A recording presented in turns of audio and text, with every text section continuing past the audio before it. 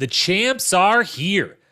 And so are some challengers. For a little while, at least. Wes and Susie continue undefeated elimination runs. Kahutta and Kellyanne pull off some upsets. Rookie Sarah, she's the happiest person on earth. Until some asshole guys are assholes for months on end. Ev, she won't join the dark side. No, not this time around. Katie won't put up with a plunger in her bed. And Darrell certainly will not put up with drunk Brad yelling in his face all night long. That's right. It's the challenge. Season 18, The Ruins. Full season rewatch and recap coming up right now.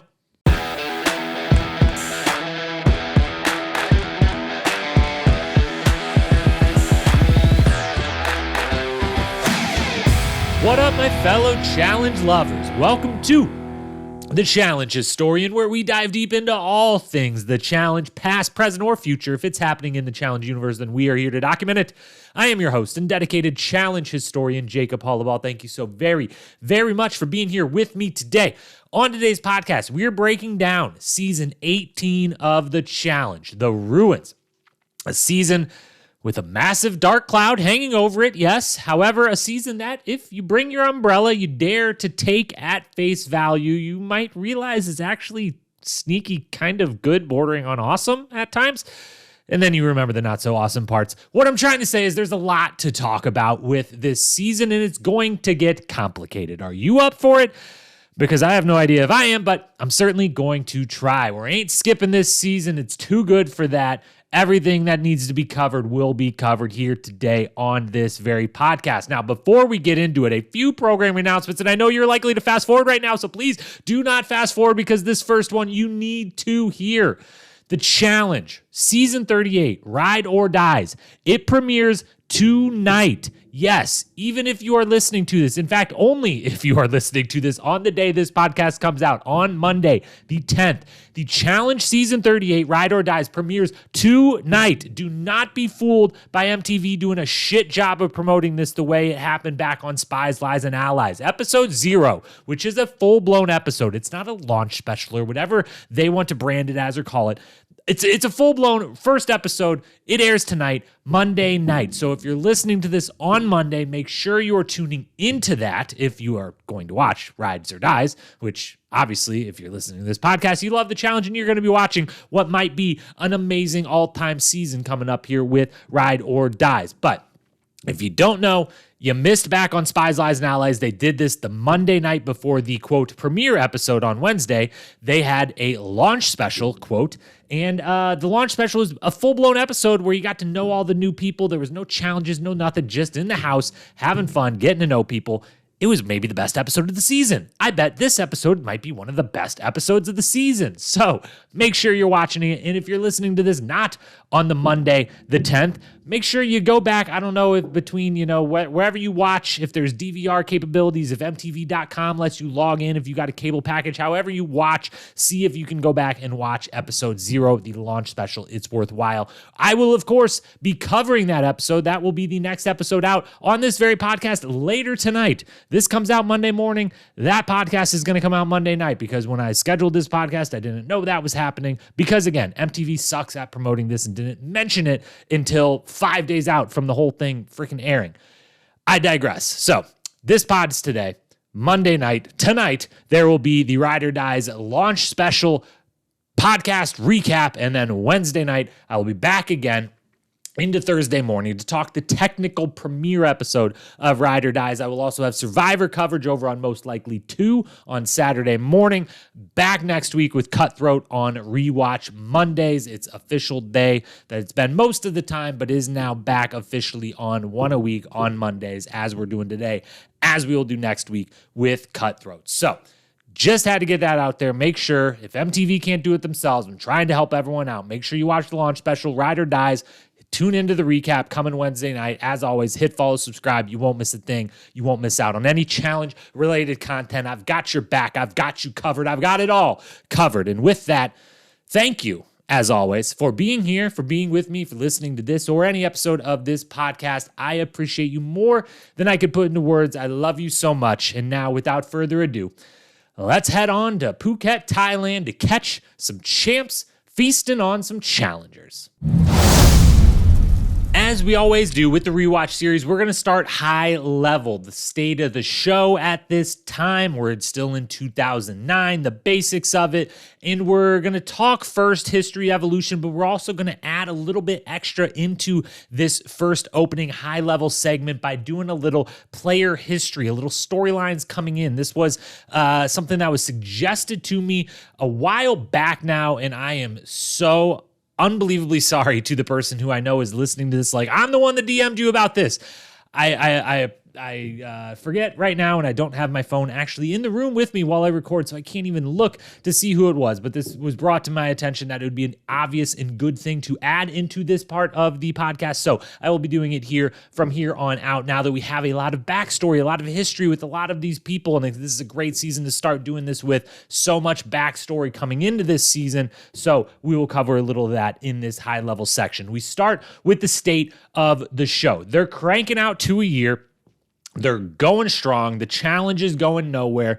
All of its possible faults or warts aside, it doesn't matter. This is still a juggernaut. It's still pumping out 1 million+ viewers a week for an MTV network that is starting in 2009 to really lose its grip on, like, what are we? What is our brand? What do we put on here? We're in the earliest possible days of just the notion of what if cable isn't the answer forever. So all of that's going on in the background, but the challenge is going strong. It is a staple of the MTV. It ain't going anywhere anytime soon. Same thing with the Real World, pumping out good seasons now. We're coming off of Brooklyn, and we're at Cancun. Cancun is filming or airing right along the same time as this. We're about to get that cast coming into the fold here very soon. So they're cranking out 2 a year, but they are also still trying to find that next generation of stars as well as the next generation of show formats.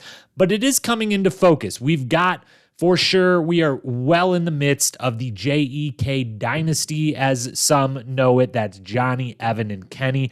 I personally throw JEKD on the end of that because Derek is certainly a part of not only that alliance, that friend group, but the domination of the show for a period of time here that we are in the thick of right now. We're at the tail end of, actually, right now in this moment. They've got a little bit. Those are their stars. They're kind of leaning on those 3 to 4 guys. They've also got Wes back in this moment, which shows you not only, that's who they're leaning on. Real World Austin, Key West, and Fresh Meat, more or less, is what they're really banking on, are their new stars. But also the favoritism of the men is at an all-time high of building up these male stars and not always doing as much or incentivizing as much or calling back all of the people who on the female side could be built up into that next generation of star. A little here and there, but not nearly as much as the focus being put on this particular group of guys, as well as a bunch of the guys in this kind of era of the show. So that's where the show's at. It's still finding its footing and moving into the next generation, but there's no chance that it falls off the cliff or anything like that. It's going strong. It's got such a good foundation. It's just getting near the end of that transition. And of course, we know with hindsight, we're right on the cusp of the all-time run. We're right on the cusp of Rivals. We're only a few seasons away. We're on the cusp of Fresh Meat 2, which we've already covered on this podcast, but with the influx of amazing talent, especially amazing female star talent into the show. So lots of things are about to change, but we're still in this JEK dynasty-like transitional era. The basics of this season, it's season 18. We're in Phuket, Thailand, a place near and dear to my heart for a long story I won't go into, but the end short TLDR of it is I got engaged off of the back end of a trip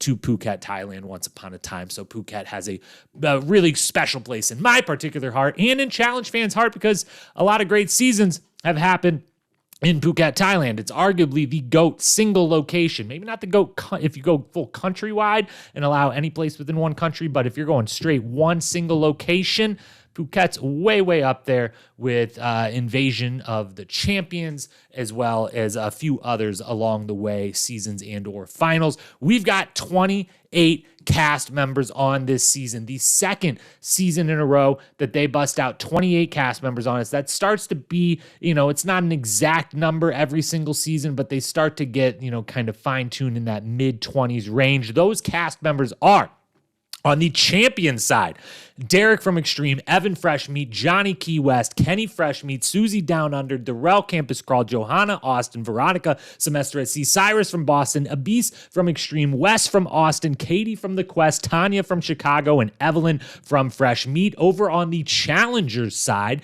those who have not won a challenge prior to this, Kellyanne from Sydney, Sarah from Brooklyn, Casey from Fresh Meat, Dunbar from Sydney, Kimberly from Hollywood, Brad from San Diego, Kahutta from Sydney, Danny from Austin, Adam from Paris, Brianna and Nick from Hollywood, Siobhan from Sydney, DM from Fresh Meat, and Chet from Brooklyn. So we've got those 28, and as we just referenced, split into champs versus challengers, a new format for teams, champions, people who have won at least once before versus challengers, a mix of rookies and vets alike who have never won. We've got the double elimination format that we had from Duel 2 brought into this. We've got captains type format of 3 nominees on both sides. The winning team gets to pick of those nominees for both teams who goes in. So a completely new format, but with elements of many that have come before. And like always, for the better part of a 10 plus season run here or more, 12, 15 plus season run, we've got $300,000 on the line, plus some prizes, plus a new twist of individual bank accounts that can be stolen via beating someone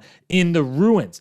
As for history made during this season, firsts, evolutions, anything of that nature, there was a decent amount of history. Not just, the first, obviously, we just said champs versus challengers, individual bank accounts. Those are both brand new things to a format of the challenge. But as far as, other history made non-statistical realm here, 3 people were sent home for fighting, 4 people were sent home in total, 1 injured, a popped implant here, 3 fights there. That is the most ever sent home from one single season ever in the history of the show.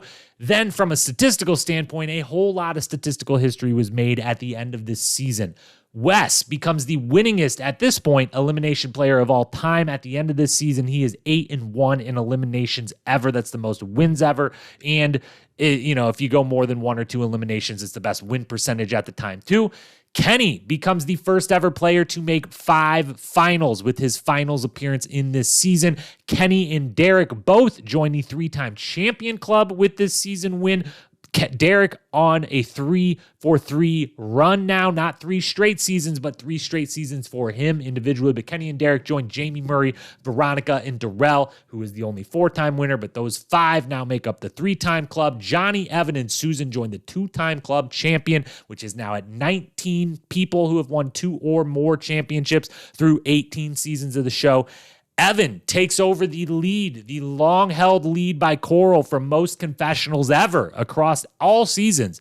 Evan now overpasses Coral. He is at 304 confessionals by the end of this season. He is at the highest average confessional per episode by far at the end of this season, if you don't count people who are, only did 1 or 2 episodes ever. Now, part of that is because he's in hour-long episodes versus the half-hour episodes of original. I don't know if I balance that out, how that would look, but it is what it is. Evan has the most confessionals ever after this season.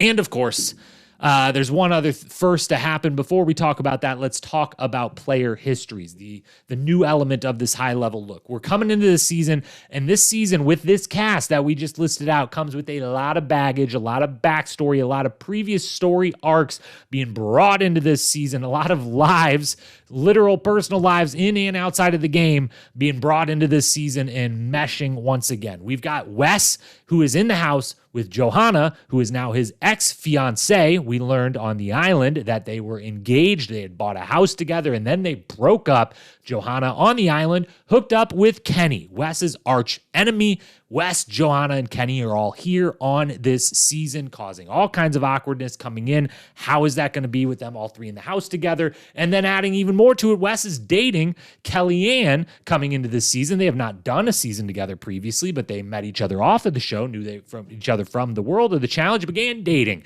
And now they come into the house. So Wes not only has his ex-fiance with the guy she hooked up with on national television, but he's got his new girlfriend, and his new girlfriend, Kellyanne, also has Kahutta, her former crush. Rewatch from the last season, the island of the show there, as well as Dunbar, who she gets in an argument with because they maybe did not hook up on Sydney, and he maybe or maybe did not tell people about it, and that maybe or maybe does not make Kellyanne very upset. And then, of course, if Dunbar's there, Kim's there, which is the girl he broke up with his girlfriend for after the duel 2. That didn't work out, but it also didn't stop them from maybe going into the bathroom a couple times by themselves on this season. So there's a whole lot of backstory relationship-wise coming into the house with that group. Plus, then you throw in Johnny, Kenny, Derek are all here with Evelyn, who they tortured mentally, Evelyn and Kellyanne, who they mentally tortured on the island, all at the end to see Evelyn join the dark side, join Johnny, Kenny, and Derek, and win that season with them. Johanna's there too. She was a part of that. Her and Kellyanne's rivalry runs deep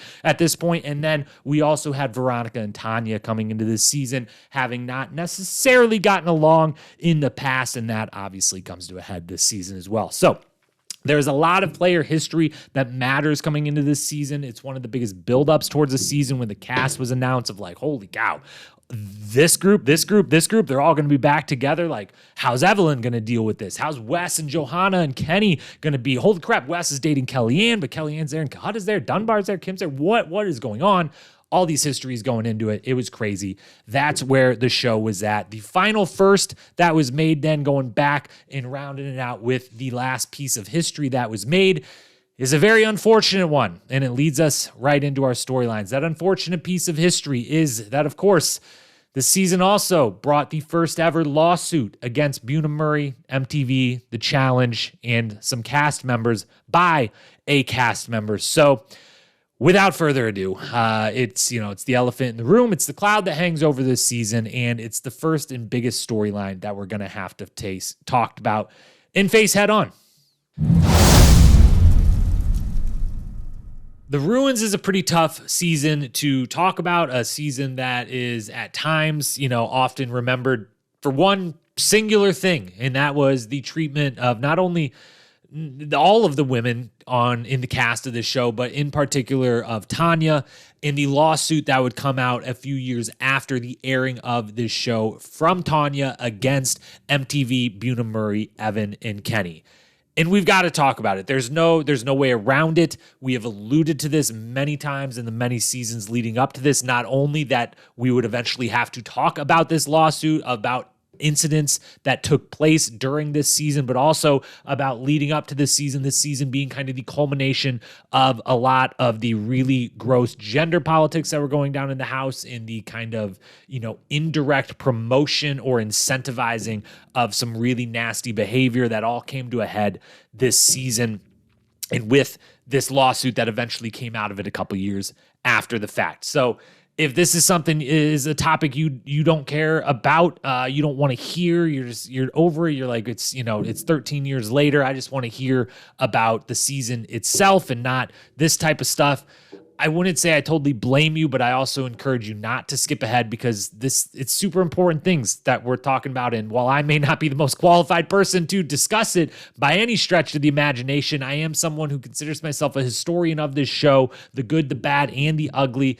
And so we can't go any further talking about this season without talking about what possibly happened, the lawsuit that came out of it, and just the treatment of women and Tanya specifically in the house, and just everything that comes with that. So I'm going to do my best here, and we'll see where we get to with it. But there was a lawsuit filed 2 years after the airing of this season, which is why the two individuals named in the lawsuit, Evan and Kenny, are on multiple more seasons of this show, regardless of their eventual ban or blacklisting or whatever you want to call it, because of the result of this lawsuit and everything else. That's why they're on, Fresh Meat, the Ruins, that's the season we're talking about, Rivals, and that Rivals is where the last season both of them are on. So there's a lawsuit filed by Tanya. It alleges sexual assault by Kenny and Evan.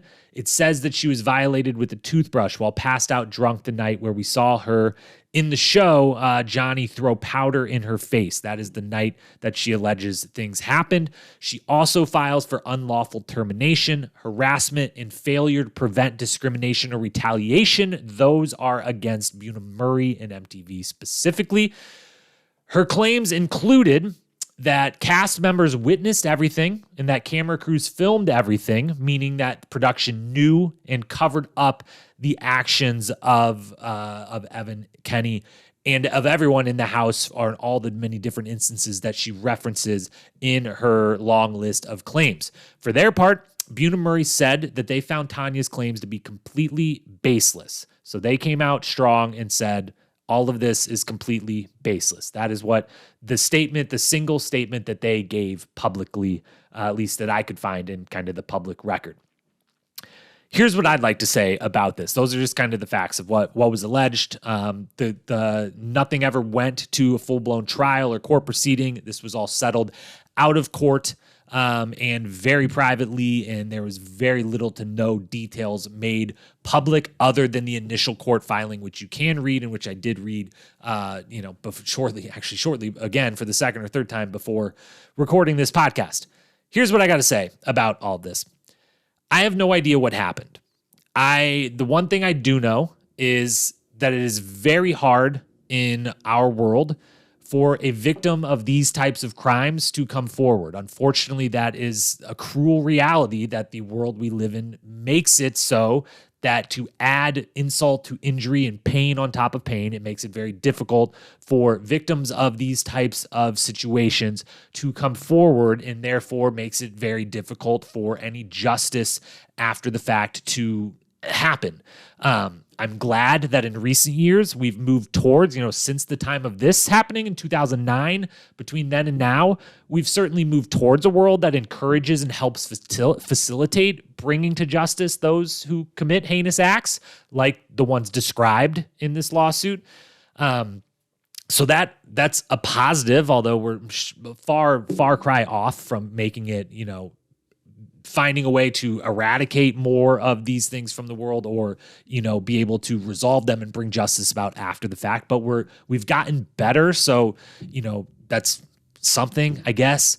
But what I think actually happened that night really doesn't matter, because most of all, I have no clue. I wasn't there. You listening, you weren't there. Only those who were there actually know what happened. And for that single reason, I'm not here to comment on Kenny and Evan and what they may or may not have done in that moment on the assault part of this.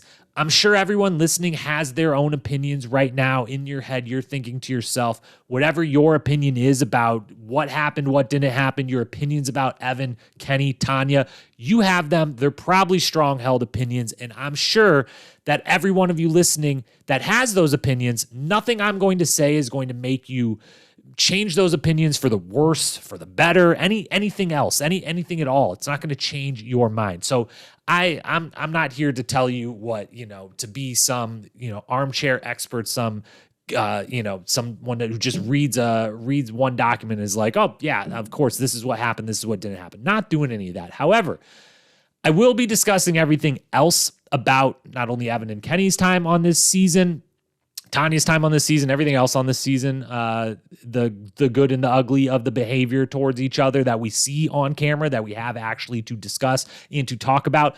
And I will talk about Evan and Kenny the same as I've discussed them on every season leading up to this, and we'll discuss them on seasons past this. I'll take it at face value, what we see on camera, and grade those, judge those, have opinions on those as it will be.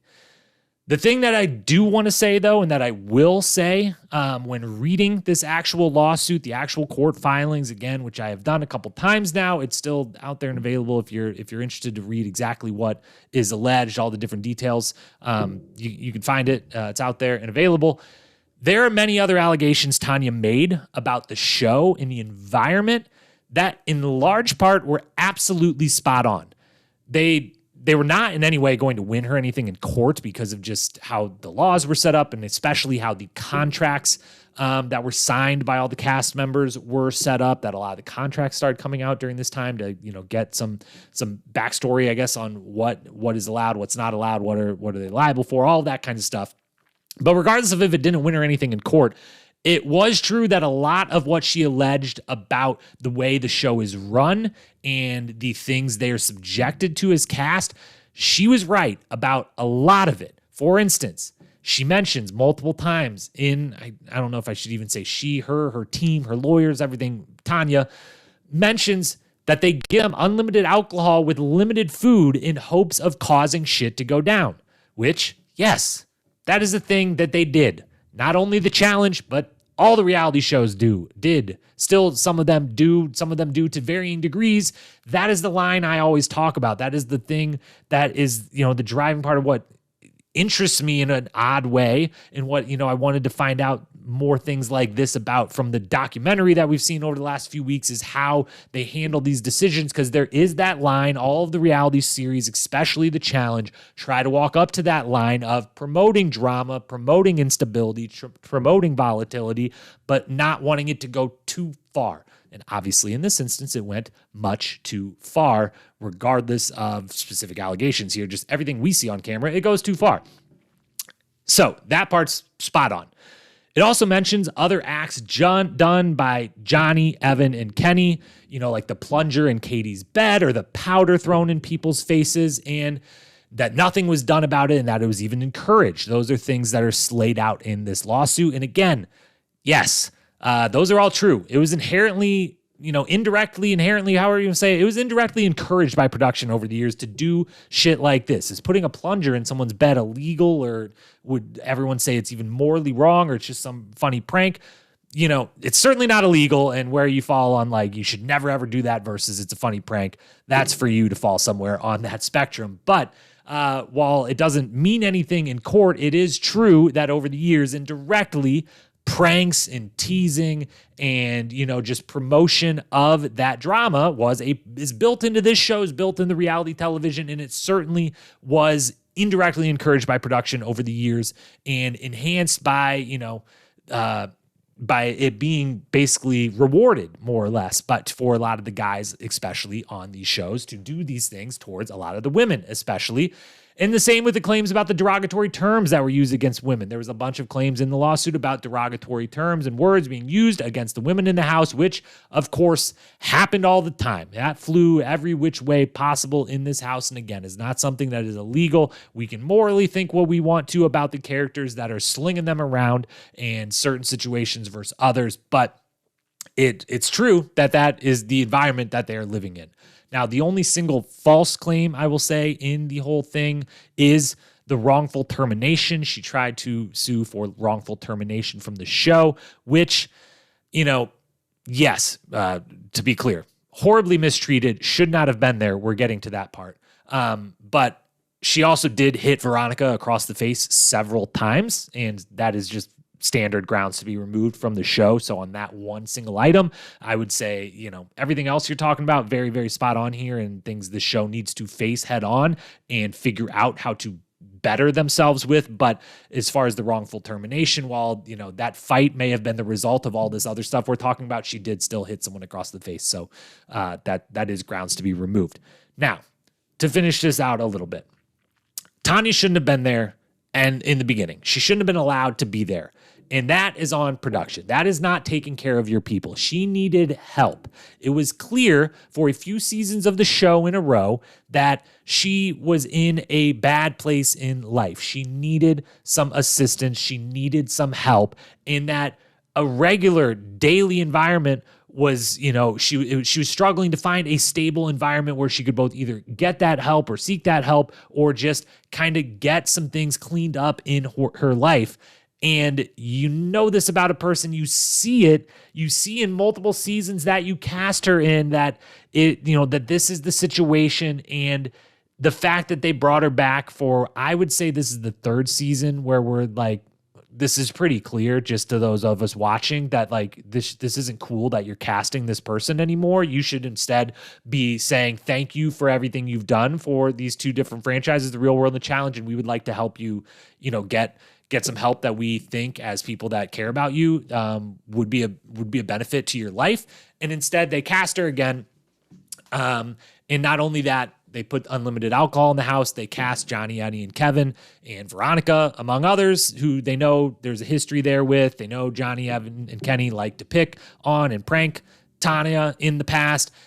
they were just essentially asking for the line to be crossed. They were essentially asking for this to boil over into, the island part 2 of, we had that season. We had those people treating each other so horribly, saying such horrible things to everyone, mainly people and guys and Johnny specifically that is now on this season. And you're just asking for that to happen. And then that line was crossed numerous times, not even counting the possibility of sexual assault, which is beyond lines or morals.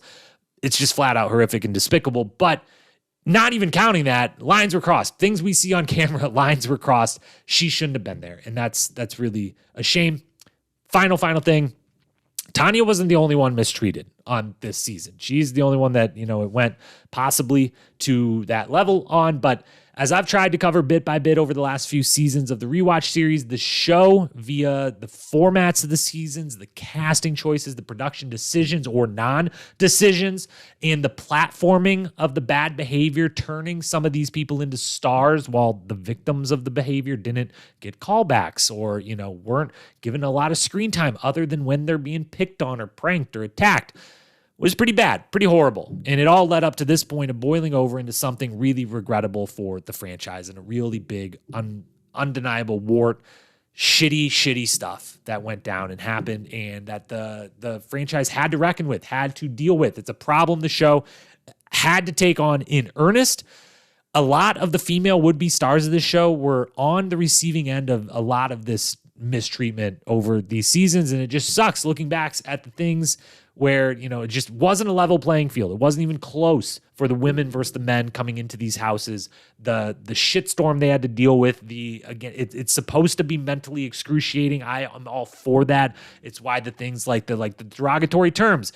Yeah, that sucks. I don't want to have people calling people all these crazy shit, but that is a little bit part of what they're trying to go for of this is the challenge. And what a lot of challengers recently have said about totally different topics, not to connect their comments from one thing to another, but say it's supposed to be mentally hard. It's supposed to be drive you up a freaking wall. It's supposed to be crazy. You're not supposed to enjoy the environment you're living with, but it's also supposed to be a level playing field. And you're also supposed to have some modicum of respect for each other. And especially the production to the cast, there's supposed to be that respect and care and understanding. And as fucked up as it all may be, it makes me appreciate the Corals and the Veronicas and the Rachels and the Tinas of the world all the more. And I know that might be weird to say, but it makes me appreciate them even more for being able to speak on some of this stuff in the moment, call it out, as we've mentioned over the last few, rewatches, talking about those four in particular, among others, who were able to do that in the moment. And even if it didn't make a difference for them in that exact moment they were saying it, it was making a difference in fans' mind watching it, being able to expose some of this stuff and how things would thankfully change over the years to come. So, it makes me, a season like this makes me even more appreciative of the Corals, of the Tinas of the world.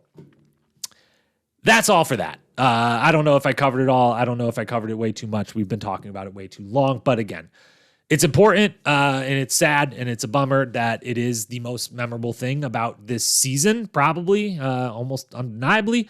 And now I want to talk about more fun things. If that's cool with you, that's what I'd like to do. That's what we're going to do. So if it's not cool with you, I never want to tell someone to turn off the podcast. But we're going to move on from this moment and we're going to talk about everything else from this season. And thankfully, everything else, there was some entertaining stuff. There was some really good stuff. There is actually a really great season hidden underneath this dark cloud that is, the lawsuit and how some of the people in the house were treated all season. So we're going to move on from all that dark stuff and we're going to head on over to talking about all the other stuff, which will be a much better time.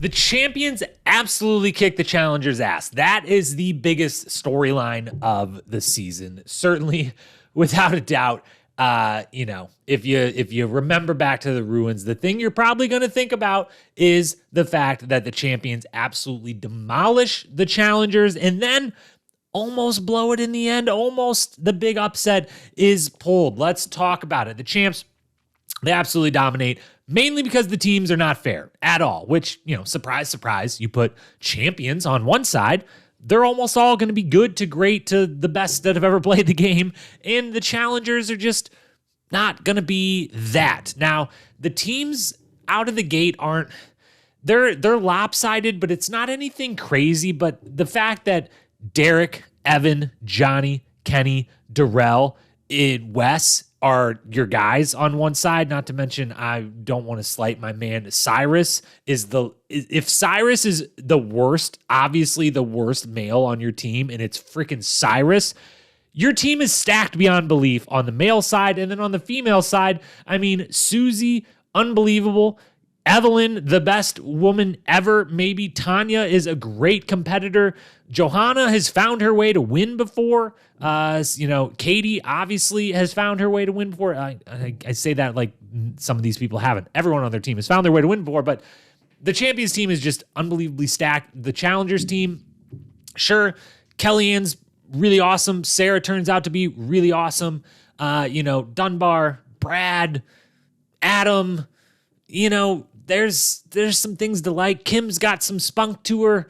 DM, everyone loves DM. DM's a very good competitor, but, it's just like, we're kind of like counting on Danny to really like hold it down over on that side. We're really hoping Kahutta can like really knock out some giants, which he does briefly, does a really, really good job, but it's just, these teams just aren't fair. They kind of know that going in. It's why it's the one season where it feels the most set up of like, I get this is a good format. I like the idea of like, we should put challengers versus champions. You talk about that in a conference room. It sounds good, but then you write up the teams and you're like, oh, yeah, maybe this isn't so good. But then you look at the teams and you're like, oh, but we can get Johnny, Evan, Kenny, Derek, Evelyn, like, they'll win again. That'll be great. Maybe we'll get like a Veronica or a Cyrus, these OGs. They'll come back and they'll win again. It'll be great.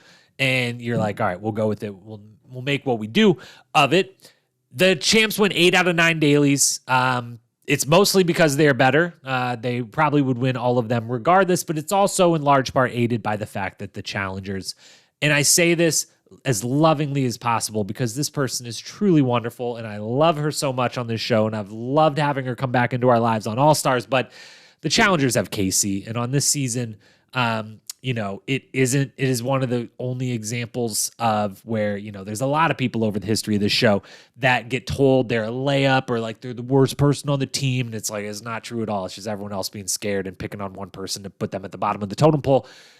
In this particular season, the champs purposely, as they win, the format allows them to then pick the elimination matchups, and they are never going to pick Casey because they think of Casey as their best team player. She's on the other team, and they have a reason to think that. Casey does, unfortunately, is the kind of the one that drags down the team in a lot of these 9 daily challenges that they do. A few of them straight up, it's just like obvious depending if they do individual runs, and it's just a real bummer, but it is what it is. Champs win 8 out of 9, and they mostly mop the floor in the elimination ring as well. There's a middle of the season comeback by the challengers, but it doesn't last long, and it's mostly because no one can beat Wes or Susie. Now, Wes, he wins a couple in a row.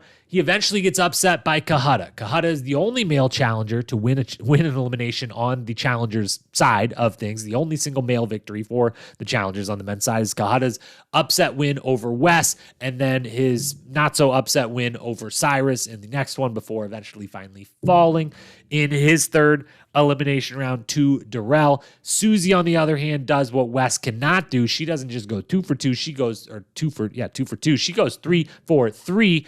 And so the beginning of the season, the challengers can't beat Wes. The back half of the season, they can't beat Susie. They're whittled down. They are in the middle of the season. While they can't win a daily challenge, they get to where it's 7-7 and 5-5, but it's reversed of each other. It's 4 guys, 1 woman on one side, 4 women, 1 guy on the other side. When Johnny beats Dunbar to knock him out at the end, there's no men left on the challengers team, and there's almost no one left at all. There's only Sarah and Kellyanne by the end. And even that, when you think back, one of the biggest moments of the season is Evelyn at the start of the season giving up versus Kellyanne, essentially quitting. She performs. They go into the elimination. Evelyn actually goes up 2-1 in a best of 5 series in Shadow Boxer. Very cool. You have to pull your hands and feet are connected to your opponent, pull them off a platform. Elimination. But then she throws in the towel on number 4, number 5, allows her good best friend Kellyanne to win because she is wrongfully thrown against her best friend, against her wishes, by none other than Johnny and Kenny and Derek, who, if you remember, back on the island, treated her and Kellyanne like complete and utter dog shit. Take Derek out of that. Derek did not. Derek was compliant in the alliance, but I don't want to lump him in with the actual dog shit treatment of those 2 women by the other 2 men that have been mentioned. But then Evelyn joined them, and they won the championship together at the very end. She turned to the dark side this season. She says, nope, not doing that. And now you fucked me over. You put me against my best friend. This is bullshit. And instead of going the West route, she decides to go the route of, you know what, I don't want to stay and try to throw stuff and make deals or whatever. I just want to go home. I want to let my friend win. I don't want to deal with these people again. And she bows out. And if Evelyn doesn't do that, Evelyn wins that elimination. Let's be clear. She's barely trying, and she wins 2 of the first 3 rounds. She wins. No shade at Kellyanne. Evelyn's Evelyn. She's a beast. She had her visor on. She was going to win. All right. But if Evelyn just does that, Kellyanne's not there from the start. And holy moly, what ends up happening? Because then is just Sarah left at the end by herself? Does that change the other eliminations? Does Evelyn eventually just be like, I'll be this, we don't even need Susie to take everyone out. I'll do it. Is there a version of this show, a world where the entire challenger team is eliminated before the final? Because that was on the table given the other disqualifications that took place. Very much on the table that they could have got to the end with no one.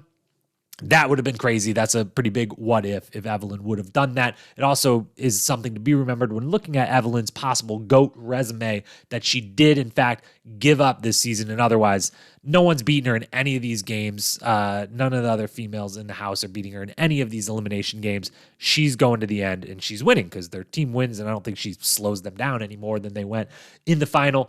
Adam and Danny losing is really when this season flipped.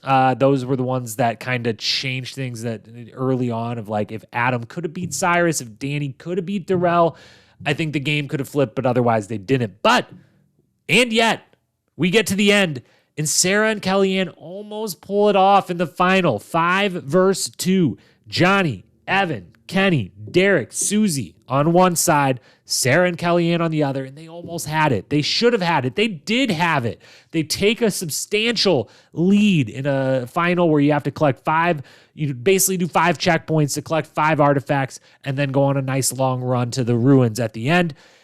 They're up a full artifact, 3-2. They both get back to put their third, the challenger women, to the second of the champ men and women. And they're up a full artifact. They're way in advance. And then those stupid, silly balance beams where they go slow and steady. They think, the tortoise beats the hare or whatever they say. But they go so slow that they give up all of that lead to the champs to catch back up, where they eventually tie at 4-4. They literally put the 4th artifact in at the exact same time of each other. It then comes down to, as many finals have, one single puzzle. This felt very old school, real world road rules challenge, like Battle of the Seasons, Gauntlet, Inferno 1 level, where like all that matters is the one single group puzzle at the end. That's the only thing that matters. It's the only thing, as Cora would say, the only thing that decides finals is the one puzzle. You got to be able to do the one puzzle. And in this instance, it was basically Sarah doing the puzzle versus Evan and Susie doing the puzzle on their team. The only difference was Evan and Susie had 3 mules in Derek, Johnny, and Kenny to move the pieces around for them as they tried to try things out, which gave them a lot more trial and error. They get the answer. They go on. They get the win. But that stupid balance beam, if Sarah and Kellyanne just went a little faster on that, because the other thing that has to be said is with that puzzle, Sarah and Kellyanne eventually time out, but they time out at 30 minutes, and they show, and if we believe the editing, it's honest, they show that the champs don't finish the puzzle until after the 25-minute mark of them being there. They get there at the same time, so they finish in minute 26, minute 27 maybe, and the girls time out in minute 30. So we're talking a 2 to 3 minute difference. They were up by way more than 2 to 3 minutes halfway through this thing when they were up 3 to 2 checkpoints. It's tough. It would have changed everything. How scared Johnny, Evan, Kenny, and Derek, mostly Johnny, but all four of them are of going against these two. The final 2 episodes is the most hilarious thing ever. How scared Johnny is of having Susie on their team and that Sarah and Kellyanne are going to beat them. And all of that is incredible. And for those of you who want to argue CT over Bananas as the GOAT of the challenge, this should be your top argument. Don't start with anything else. Don't start with any head-to-head. Don't do the backpack. Don't do anything else. I'm throwing you a bone here. I'm helping you out. If you want to argue CT over Bananas, if you want to do the GOAT debate, the head-to-head argument, start with Johnny Bananas being terrified to run this final versus Sarah and Kellyanne. That's your first piece of ammunition, if you will. If Sarah and Kellyanne, we'll play what if game real quick here. If they pull the upset, it's one of the biggest upsets in challenge history, certainly. It's also maybe the greatest rookie season ever by Sarah. If legit, maybe the greatest if she pulls this off and wins this season. And it would have vaulted this season up so high in the rankings. We'll get, obviously, at the very end of this into where this season ranks all time, but there was a chance for it to be really all-time great, even with all of the stuff that we spent a while talking about before we got into the real storylines of this season. This season had it. It was right there, and Sarah and Kellyanne had it, and they couldn't quite pull it off. Great performance by them. Not so great performance by the challengers all season long. It was set up to be this way, and it ended up being that way. The champions just absolutely proved their championship medal. They kicked ass all season long. Now, the champs dominating all season long was the overarching storyline of the season from start to finish. However, there was maybe one storyline that was even bigger than that. It just only lasted for half of the season and really the first couple of episodes, and that is one Weston Bergman versus everybody. Wes versus everybody on his team. Not versus, I shouldn't even say everybody. Wes versus his own team, because it's not versus everyone. He actually gets along quite well with many of the people on the challengers sides of things. If this season they would have just maybe allowed a War of the Worlds 2 style, maybe a swap of teams, this season gets crazy interesting with Wes going over to the other side where he actually likes people and they at least would have tolerated him. Wes versus everybody is the biggest storyline. It opens the season. It is the only thing it sucks up all the oxygen in the first 2 episodes and then comes back again by the time he actually gets eliminated. Let's start with the lady portion of this. We referenced this in the high level coming into the season. He and Johanna are there together. They are no longer fiancés. They've been broken up for a little while. Johanna has been on a season without him. That would be The Island, where she had sex with Kenny on the beach. Kenny and Wes don't like each other. Wes didn't like watching that on national television. He and Johanna, though, they clearly still have, not just feelings. They clearly have, immense feelings for each other. They're constantly having little one-on-one conversations during this season that we're seeing where they're trying to get on a level of, what's personal, what's game. Can we separate those? Can we not? What's bothering you? What's bothering me? Kind of seemingly both wanting to make things better, but at the same time, both also seeming to want to point out this is why things went the way that they did, and I want to make sure you know that, and I also maybe want these cameras to get me saying that so that you have to own up to this or whatnot on national television. There seemed to be a lot of that going on, but they clearly had a lot of feelings for each other still during this season. Johanna with the all-time mob move that back on the island, she was a part of the quote-unquote family, a reference to a mob-like, a mafia-like alliance name mentality. And she goes full mobster on Wes during this season where she threatens that, hey, Wes, if you don't play along, if you don't treat me nice, if you don't leave me alone, I'm going to sell your house because it's in my name and my name alone. And you shouldn't have done that, which is just all-time gangster shit from her. That is just incredible. Can I condone if she would have actually done that? Would I condone that action? No, but I definitely condone the threat because it's hilarious and amazing and fantastic television. They just have all these one-on-one talks. You can tell they're still trying to figure this shit out. she clearly gets super sad just being in the house in general, not because of him necessarily, but just like she's clearly kind of over this at this point, over this season, certainly in this group of cast, but maybe over the whole show. Totally, she kind of bows out. She tries her best, but also maybe kind of bows out. And it's very obvious. And my real world Austin fan, super fan heart just shatters every time watching this season. Wes and Johanna, were my everything growing up. That was my real world season. That though I loved them so much. And so watching this breaks my heart every single time. Meanwhile, Wes has a new girlfriend. He and Kellyanne, they're pretty interesting together on this show. Creating their own apartment in the basement is absolutely unbelievably incredible. One of the most weird room situations they've ever put these people in, where the challengers had a male room and a female room, but the champs had one big room. Wes wasn't sleeping in there. And, then Kellyanne's like, well, my room's only women. Maybe we don't sleep in there either. They go down and create themselves a full-blown apartment in the basement living room and just take it all over, which is just baller move all around. Wes's team hates him. He hates them.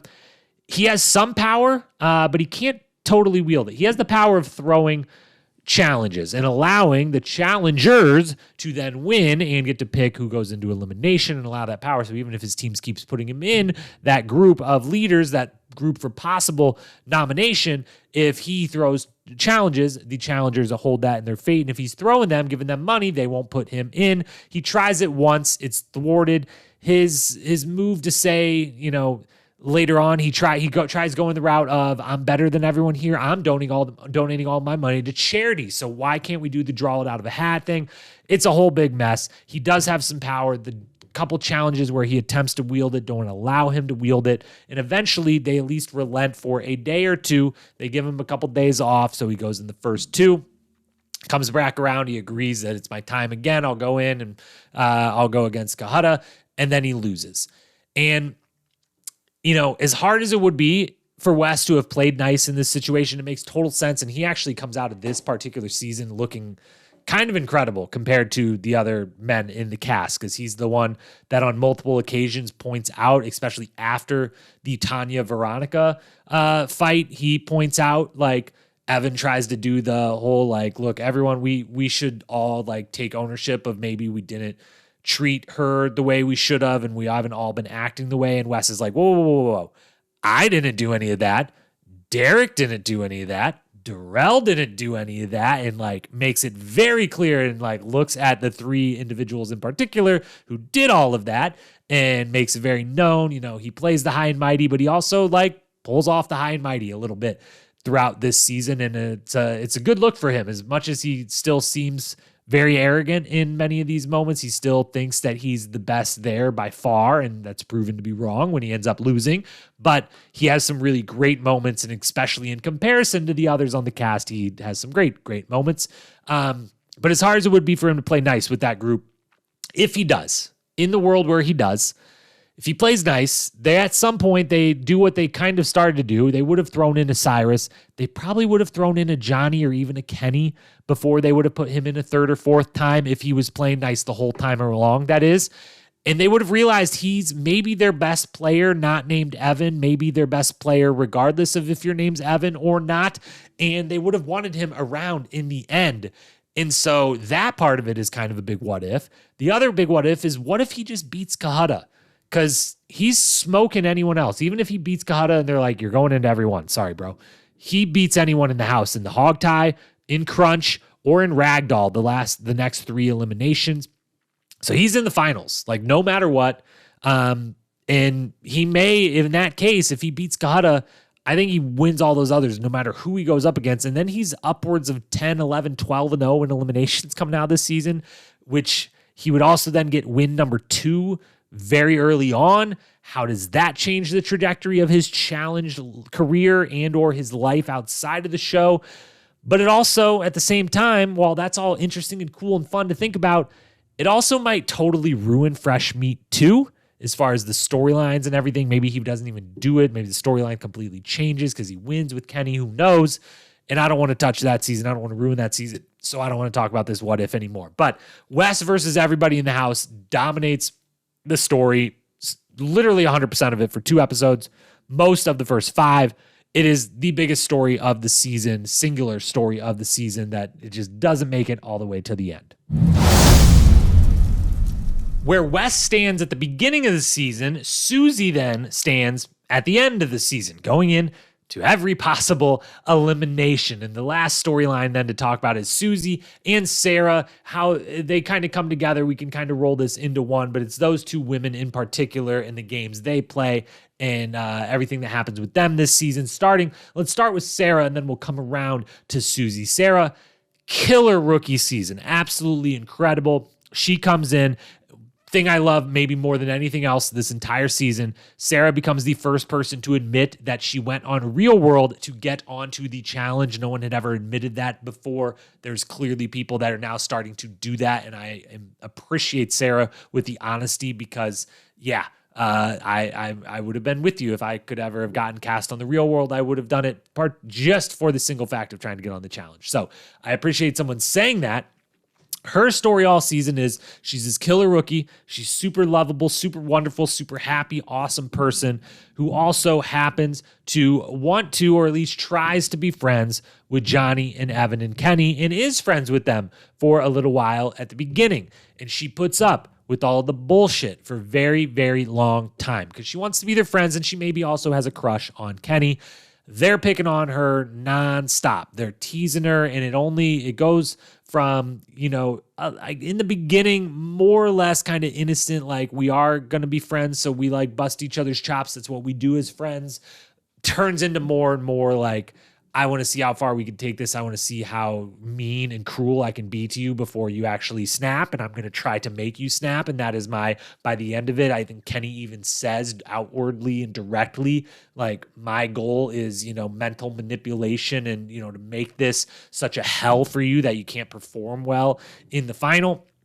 But they, by the end of the season, they're bringing her to tears, or the brink of tears a bunch. She's standing up for herself, which is great. She doesn't deserve, certainly no one does. She certainly doesn't deserve any of the shit she's getting. She becomes a fan favorite from day one. She clearly is an awesome person. We have her talking very openly about like the things they're saying are so hurtful because there are a lot of the ridicule I got in my life growing up and in my childhood and into my early adulthood. And it's really painful to have someone who I'm trying to be friends with, someone who I'm maybe even crushing on, was at least at some point, being the one who keeps doing this, and not only does it once, but then knows that it hurt me in that way, and then keeps doing it and keeps doing it and keeps doing it. And it's horrible and it's ugly and it sucks. And she stands up for herself, and it's wonderful. And others stand up for her and for themselves as well, which is really, really great. Sarah's biggest moment of the season, certainly her win versus Katie in elimination after Katie's talking some shit. Randomly, Sarah ends up on the wrong end of a Katie yelling fest after the second of 2 plunger in the bed incidents. Somehow Sarah, being there and just kind of giggling at it, receives a complete meltdown from Katie, which, as we've talked about, Katie's the best at yelling at someone. So when you're on the receiving end of that, it's a lot to handle, but they go into elimination versus each other. There's birds flying everywhere. That's the fingers type of birds flying everywhere. It's heated. It's back and forth. Sarah gets the win. It's an awesome moment. And she just has a killer season. And we talked about earlier that she almost pulls it off in the end. She is the focus more or less of her squad and is the one that almost leads her and Kellyanne to victory at the end. Then we got Susie on the other side, Sarah's new BFF, which obviously is great. One of the fun things looking back this far removed from the season is to know, hey, Susie and Sarah strike up a friendship. Guess what? That friendship is going so strong today. They've got podcasts together. They work together. They are besties in real life. Brain Candy Podcast. Shout out to Susie and Sarah. If you don't know about their pod, go check it out. Give it a listen. They got multiple pods actually coming out now, but Brain Candy Podcast is the original OG one with those two wonderful, wonderful women. Susie dominates the second half of this season. The storyline becomes she is in the power position as more and more people get removed from the game.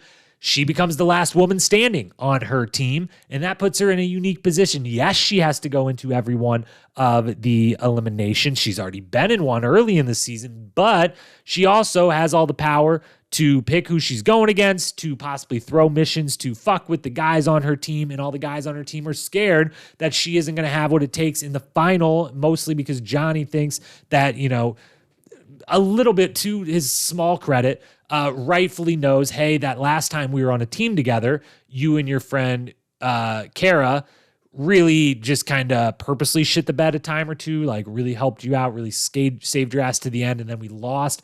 The loss wasn't on any one person in that final in particular, certainly not Susie, but he at least had like the smallest ground to stand on, but then he tried to stand on all of the ground, and the rest of it didn't make any sense. And his terrifiedness at Susie being on their team or going up against Kellyanne and Sarah again is hilarious, but I digress. She handles Susie, that is, handles being teammates with JEKD, because again, Derek is a part of that at times, certainly. At certain times, yes, certain times, no. As far as the alliance is considered, she handles being teammates with them as well as you possibly could. She does make the very, very smart alliance early on with Evan, Kenny, and Johanna. The four of them is amongst the kind of super alliance within the champs group. There's really that key four, Evan, Kenny, Susie, Johanna, that they pull off to perfection. If the four of us, and then, at times when we need to, we rope in a Derek or a Veronica for a time or two here or there. We rope someone else in if we have to, but otherwise the four of us, we put ourselves up for nomination. We win the daily challenge. The four of us have 4 of the 6 votes in the room. We get to pick the other 2 teammates that we put up for nomination with us, and then the ones going in. And we can also force the matchups for them because, again, we have 4 votes. That alliance really dominates the game, and Susie is very smart in making that early on. She pulls it off to perfection. And she dominates at the end. She wields her power. She fucks with the guys. It's all great. Her and Sarah have some good laughs. Very well deserved for the shit they went through on this season, and others for Susie. And others for Susie. And now, speaking of Susie's history on the show, she is now at 4 seasons, 4 finals. Yes, one of those seasons early on, everyone made the final. But regardless, 4 seasons, 4 finals, 2 wins, 4-0 in eliminations, and 50% daily challenge victories. That's an incredible resume. Susie's the female GOAT at the end of this season. Like at that time in that place, Susie's the female GOAT. I think maybe Veronica has a claim to it with the 3 championships at the time, but maybe a Coral, but really 4 finals, 4 seasons, 2 wins, 4-0 eliminations, 50% daily challenge wins. I think at the end of this season, Susie can rightfully say, I'm the best female that's ever played, or at least, if not, I'm the best that's ever played. I have the best resume, bar none, of anyone that's ever played. So that's kind of the story of the second half of the season. The last third, certainly the last couple episodes, is just all about Susie and Sarah, and is Susie going to have it in them, and her laughing about like how scared are these guys, and Sarah being like, I can't believe these guys are so scared to go against me, and then Sarah almost pulling it off along with Kellyanne. Certainly 2 real quick just random things before we move into the awards. The house that they're in, one of the best designed, I guess they don't design the house themselves, they rent the house, but one of the best designed houses for a challenge living situation because of the amazingness of the ability to eavesdrop. This thing's 4 stories tall and just balconies galore on every single story, which leads to a couple different moments. One in particular in episode 6 where Veronica first, from the bottom floor, overhears Susie on floor 2 talking on a balcony about Veronica. Veronica then goes up to floor 3 to talk to Evan on a balcony, where Susie, back on floor 2, hears that conversation then about her. Veronica talking about, I heard Susie saying this about me. Now Susie's hearing Veronica say that about her. It's all amazing. The eavesdropping ability because of these balconies and the layout of the house is absolutely fantastic. And I just wanted to note that. And then the other final thing, it's super duper hot this season. This is one of our first ever, like really super duper hot and humid seasons. They talk about it a lot during the reunion. They don't really talk about it or mention it during the season, and we don't really notice it all that much. But if you've ever been to Phuket or anywhere in that part of the world, summer in that part of the world in Phuket, super duper hot. And as they say in the reunion, it's incredibly hot the whole time. It affects all of the competitions. They're all sweating their butts off at all times. So that should be stated. That is one of the first ever super, super hot seasons. But with that, that's really all the storylines, the big, big storylines. Certainly, there's some other things to talk about. And as always, we will talk about them. We will do so by handing out some trophies. Awards time. As always, we got the sports side, the show side. We got awards for both. Let's start with the sports side. Best daily, best elim, best athletic performance. Starting with best daily challenge. Couple commentaries on the daily challenge in general. This season's daily challenge, absolutely rock solid. Can't think of any other way to describe them, just rock solid. There are no duds. There are also no amazing ones. It's just like B after B after B, just rock solid, good, well thought out daily challenges. None that rise to the level of like, holy cow, that was amazing. That was incredible. That was one of the best ever. But not a single one that's like, that sucked. That was a complete and utter dud. What were they thinking? That doesn't work at all. Like, was that even a good idea in the room? Nothing like that. So just rock solid all the way through. 4 of them do, as far as even if there wasn't any super amazing ones, 4 make the list nominees for the best of the season. Episode 1, Chain Gang, where they all at the same time had to hang off a rope from a platform. That every teammate is hooked to this rope all the way up the rope, and starting with the person at the very bottom, they had to unhook themselves, climb over their partners, climb all the way up the rope to the platform at the top. One by one, they keep doing this. The more whoever got more on top of the platform won. Very inventive, very cool. It was a very tough physical thing, but allowed the teammates to help. It looks funny. They thought it was going to lead to a lot of bad falls. It doesn't. 1 or 2 not even bad falls, just regular falls, but very, very good, well thought out, and a good starting daily challenge. Then episode 2, Swing on By. That one was very, very good as well. This one, they have to all start on one platform, hang on to a swing one at a time, and jump off, swing out and around a fence, and land on this other little platform where they could kind of bang into a wall, but it was a really small spot to stand. Every teammate had to get on that same one. This was, of course, the one where a breast implant was maybe popped on this one. More on that soon. But Swing on By, very, very good. Episode 3 then. First 4 episodes were the ones nominated here. They started off strong and they stayed solid, but tapered off. Episode 3, Repo Race, the only one that the challengers won all season long, where they had to make a human bridge across everything to allow Kahada and Derek, the chosen representatives, to run on everyone's back through an obstacle course. Fantastic, hilarious. Also, the challengers win, and so that's kind of fun, and it's just really, really good. Kahada and Derek get the focus. I love both of them, so that's all great. And then episode 4, Fruits of Labor.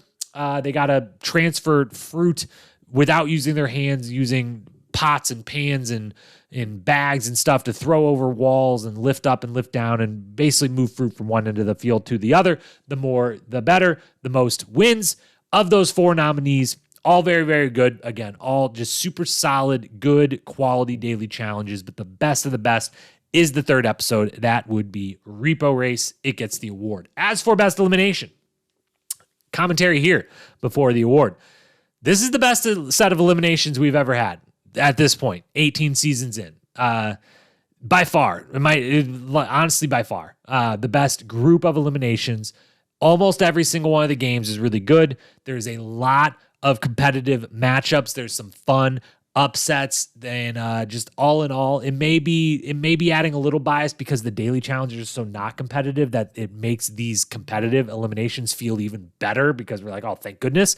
But it's the best set of eliminations we've ever had up to this point of the show. As for the best of this best group, 5 nominees make the list. 4 kind of, but one of them is to get the same nomination because every single episode was a dual elimination, a male elimination, a female elimination, but they played the same game every single time. Nominees, episode 2, Shadow Fighters, Kellyanne beating Evelyn. As much as this one is Evelyn giving up, it's fascinating, it's interesting, it has this huge storyline to it, and that game itself, Shadow Fighters, is really, really cool and really fun, and it's raining, and TJ knows at the end, like, I kind of want to do the quitter speech, but I'm not because I respect you and I understand why you're doing it. Everything about it, really great. Then episode 4, O-Ring, Sarah beating Katie. We talked about it before. Katie goes up 1-0. Sarah comes back, wins the next 2. This is basically this is more or less a pole wrestle in midair with a circular ring that you're holding on to, but you can wrestle it as much as you want. You just can't like move around too much. You're suspended in there. So very interesting stuff. The fireworks during it, the little mini rivalry that had sparked right before it, everything about it. Sarah getting her win, celebrating deservedly, everything about really good stuff. Then episode 5, Spool, Kahada beats West, the big upset of the season.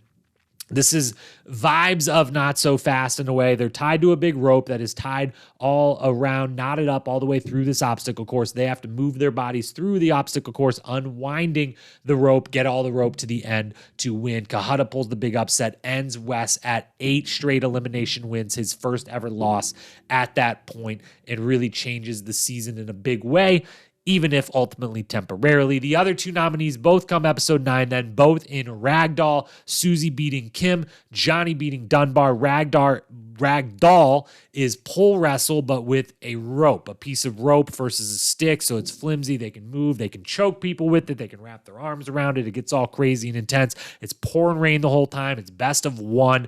Susie beats the living crap out of Kim. Kim puts up an incredible showing of endurance and strength and toughness to put up with it. Susie eventually wins.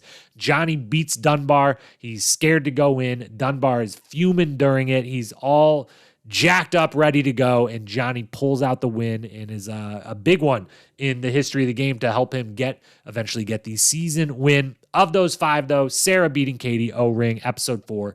That's the best of the season. That's the most fun. As much as it's tough to not give it to Kahada's upset, and it's tough to ragdoll in the rain. Susie and Johnny, both incredible performances, but I'm giving it to Sarah. And then as far as best athletic performance, this one a little harder to do. There's Kahada and Spool, we just talked about. There's Susie and Ragdoll, because the way she beat Kim, she picks her up a couple different times and slams her down. Like, it's a pretty brutal match. Susie's doing a lot to get that victory. So Kahada and Susie both there.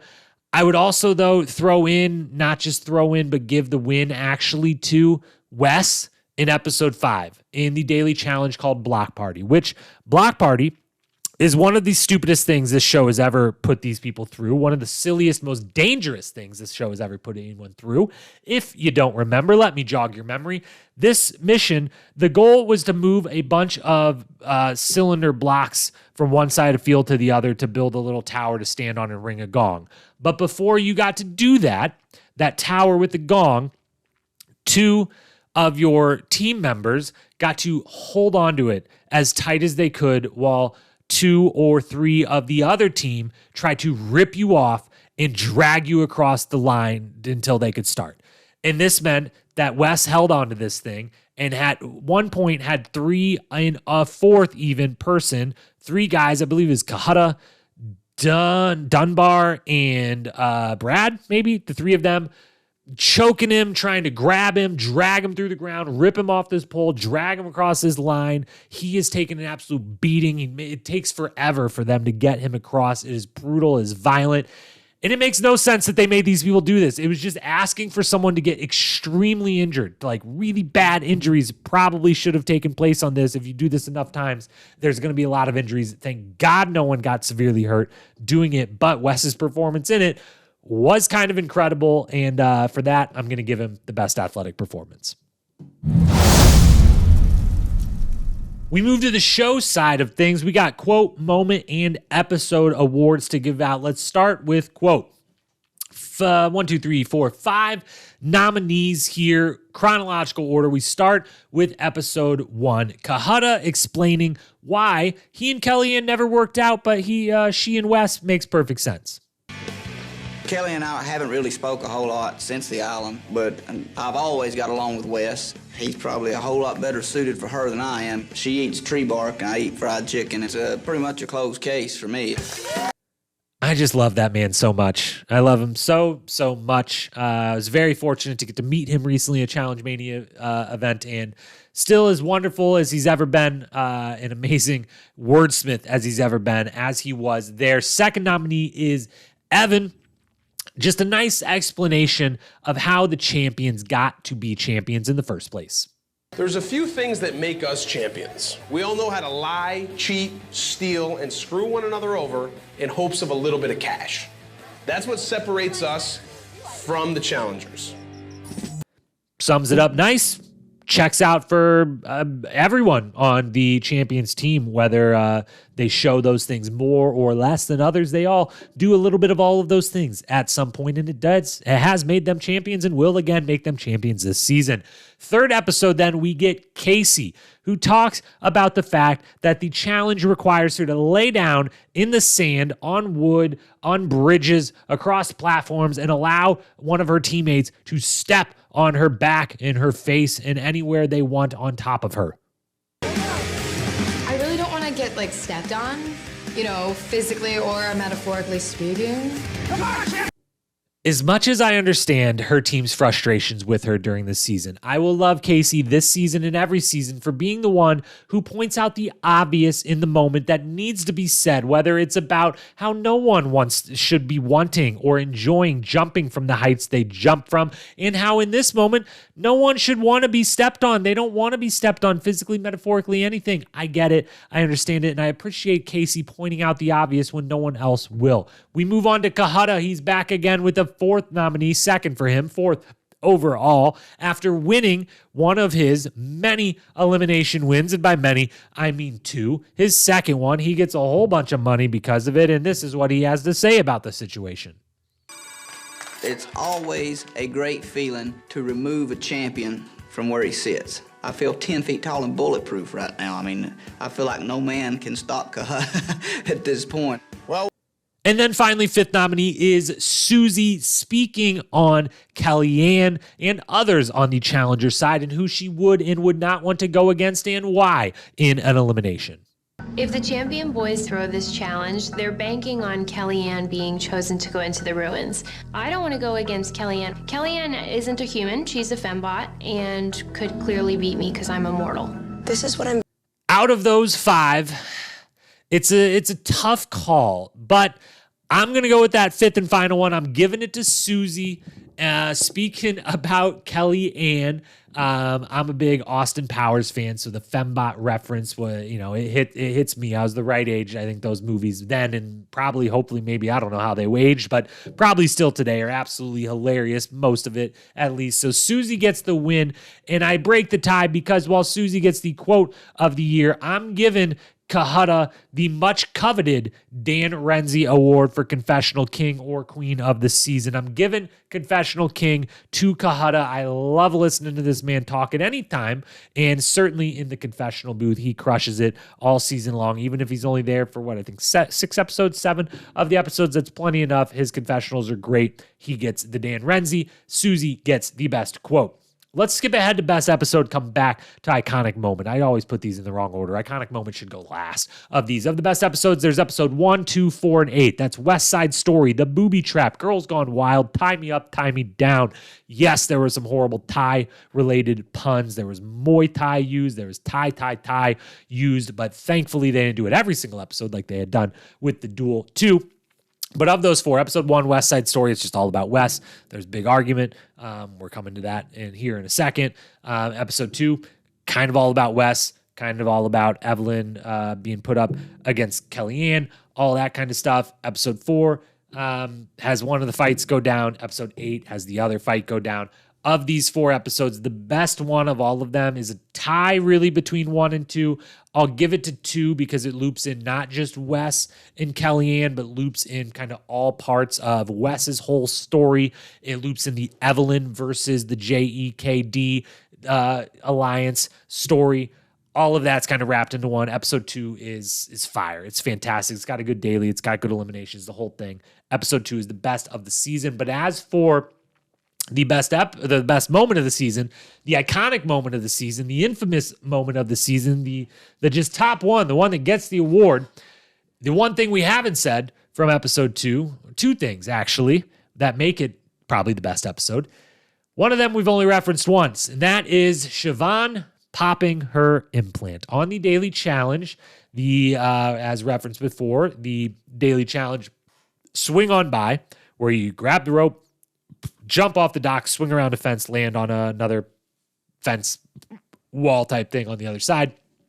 Siobhan takes a fall, and we all know what happens. She comes out of the water. She says something's burning. She feels like an implant has been popped.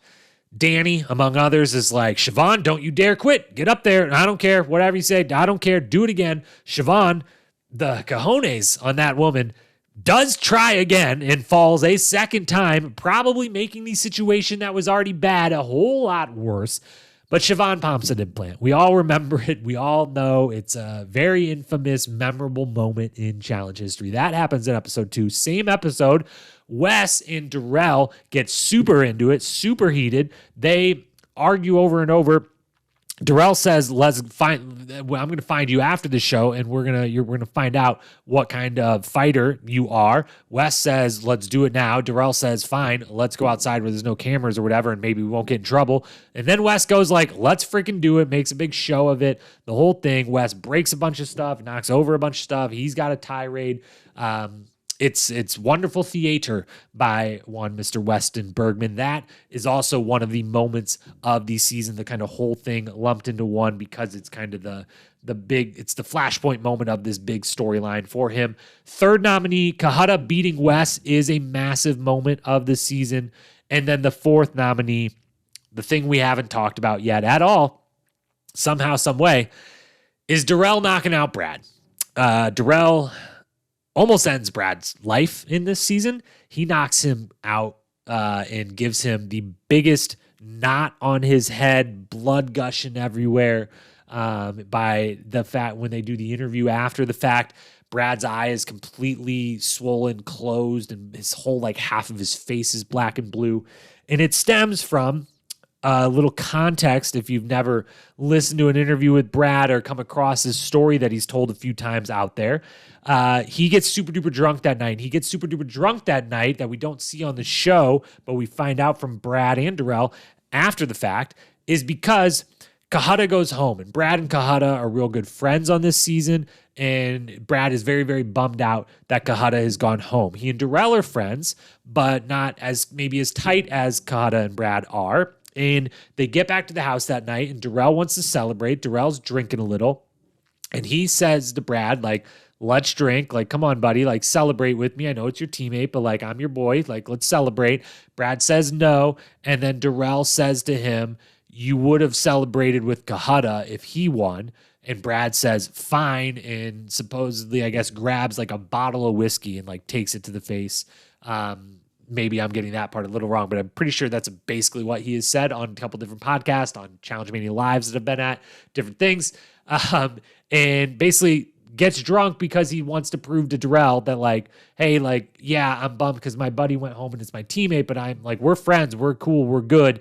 And so the irony of the fact that is what causes him to drink a bunch that night and then get so drunk that later on he's been stewing for a couple days. He's so bummed that his team just keeps getting decimated, that Casey can't go into an elimination. That's dragging their team down, all of it. He gets bummed. He gets super duper drunk, and he decides he just wants to let out some anger. He goes into the champions room and he just starts talking shit to all the guys, starts antagonizing. And for some reason, he chooses Darrell in the corner, sitting down to talk to antagonize, to pick at, poke at, try to get him to wrestle him. And Darrell's like, no, I don't do that. I will mess you up. If we're going to do that, I'm going to mess you up. I'm going to stay here sitting. He fends it off for a long time, but Brad just keeps going and going and going and going and going. And eventually Brad gets close enough, touches Darrell once. Darrell pushes Brad back. Brad trips over the bed as Darrell pushes him a second time. Brad falls on the floor. Darrell jumps on top and pounds his fist into Brad's head, which then hits the floor. And that happens a couple times over before anyone can get them separated. And Brad's face gets very, very, very messed up in all of this. He's gushing blood. Johnny and Evan and Kenny have to lay him on the bed for a minute before he wakes up, comes back to a little, and wants to go after him again. Obviously, Darrell and Brad are both eliminated from the season. It's monumental because, one, Darrell's the 4x4 champ at this point and is well on his way, having just won an elimination and made a deal that he would not have to go into any more eliminations. He's in the final. He's going 5 for 5. Darrell's the 5 for 5 GOAT champion of this show. If this moment doesn't happen, Brad is kind of the last hope of the challengers team. It then goes to Dunbar being the only guy there. Brad definitely has a shot in these eliminations. I would say if Brad goes in instead of Dunbar into the Ragdoll versus Johnny, I think Brad wins that. It's close. Who knows? It could go either way. But regardless, having Brad certainly changes the odds a little bit on the challengers versus champ side of things. And so either way, two legends of the game are knocked out with one punch and one knockout.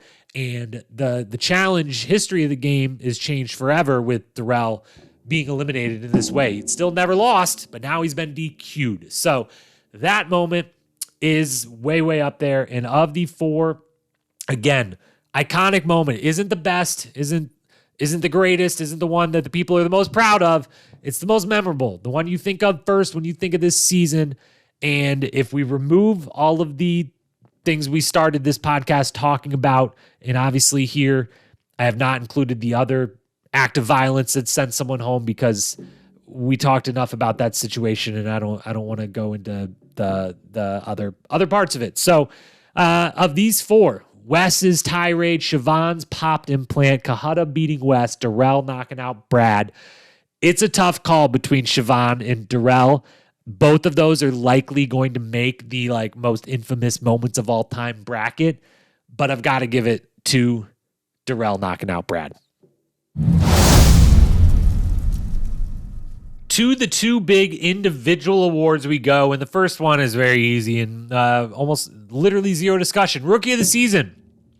There's only a couple of them, and Sarah wins. Sarah wins going away. It wouldn't have mattered if almost everyone else in this house would have been rookie as well. As we're going to talk about with the MVP, she would have beaten almost anyone regardless of this, but certainly the Briannas and the Chets of the world stood no chance versus the Sarahs of the world. Sarah is the rookie of the season. We don't got to talk any further about it.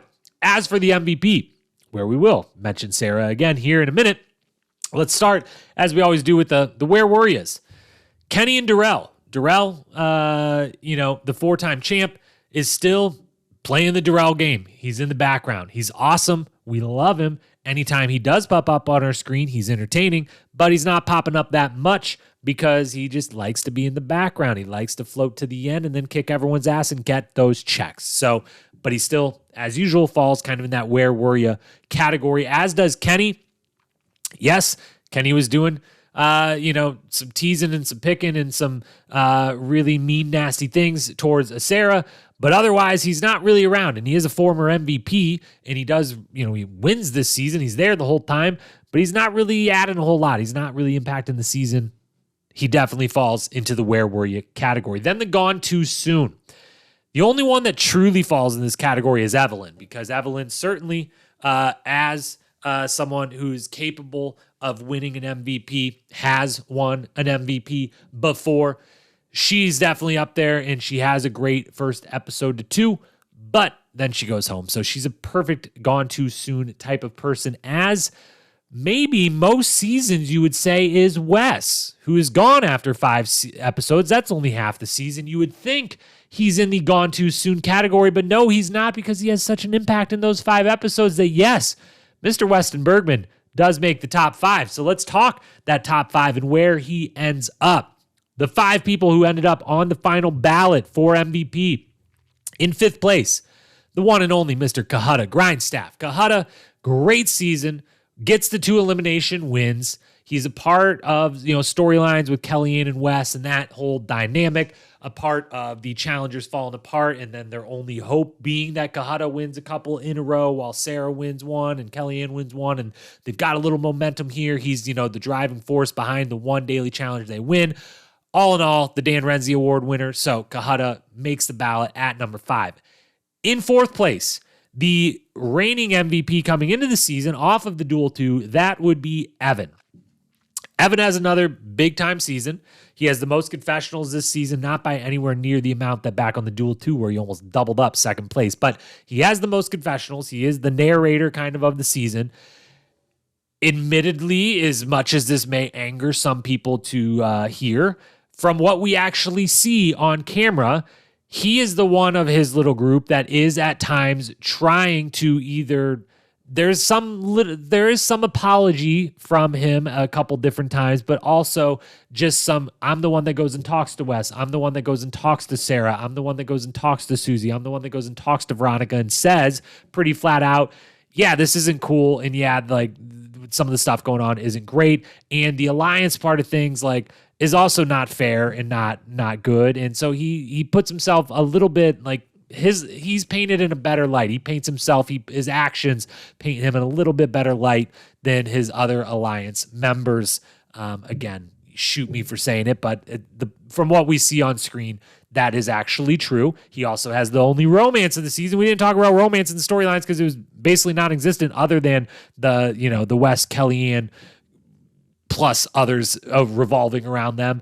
Is Evan and Veronica get a little close midway through this season. So Evan, between winning it, running the alliance, having the most confessionals, he makes the ballot. He comes in fourth. Third place is our rookie of the year. She gets third on the MVP. That would be Miss Sarah Rice. Couple elimination wins, the almost massive upset in the final, the de facto team leader of the challengers most of the way through, and just the overall wonderful person who becomes a star immediately. One of the immediate big rookie, like, there we go. We only had a couple rookies this season, but thank goodness one of them is a bona fide challenge superstar, and everyone can love and root for this person. Sarah makes the ballot. Then in second place is Wes. And I didn't look back, but I don't think I have to confirm. No one has ever even made the ballot, only being there for half of a season, let alone get second place and be really in contention. I really thought about Wes possibly being the MVP of this season. If it wasn't for a strong performance that we're going to talk about again in a moment, he very well might have snuck it out. But even in 5 episodes, those 5 episodes, I mean, 2 of them truly are 100% about Wes Bergman, and that is it. That is the only thing they're about. And those other 3, he is front and center at all times in those as well. Even if some other characters are having a little moments or getting some screen time, he's still super duper prevalent. He is winning eliminations. He's winning daily challenges. He's trying to throw daily challenges. He's building an apartment for him and his girlfriend. He's talking to his ex-fiance. He's getting threatened by his ex-fiance. He's trying to be the moral high ground. He's lying about giving his money to charity, or maybe he didn't. Maybe he gave his money to charity. I don't know. But he's amazing. He's entertaining. He dominates this season, story-wise, screen-wise, everything-wise, while he is there. And it's one of the most impressive half-season runs we've ever seen. It gets him all the way to second place, but that elusive MVP slides out of his hands once again, because the MVP of the Ruins of season 18, yet again, we don't have a 2-time winner. It seems like it'll never happen. We have so many past winners in this house. Evan's there. Kenny's there. Evelyn's there. Derek's there. There's probably other ones that I'm forgetting that are there, but no 2-time MVP again, because first-time MVP Susie takes home the award. Susie Meister is the MVP of the Ruin. She has 3 elimination wins. She goes on to win the season with her team. The story revolves solely around her for the last 2.5 to 3 full episodes. Her and Sarah become best friends, and that's really wonderful. She has the second most confessionals. She becomes possibly the female GOAT of the show at this point in time with this victory. And she's just all around awesome. She is a part of the main alliance, the core alliance within the alliance that really runs this game and truly is the one dominating and pulling the strings. Everything about it, start to finish, it's Susie's world. We're just living in it. Susie is by far, for sure, the MVP of the Ruins. And with that, we've come to the most important part of this podcast, which is why we always save it to the end. That is the full season grade and where it goes in the challenge history books for all time.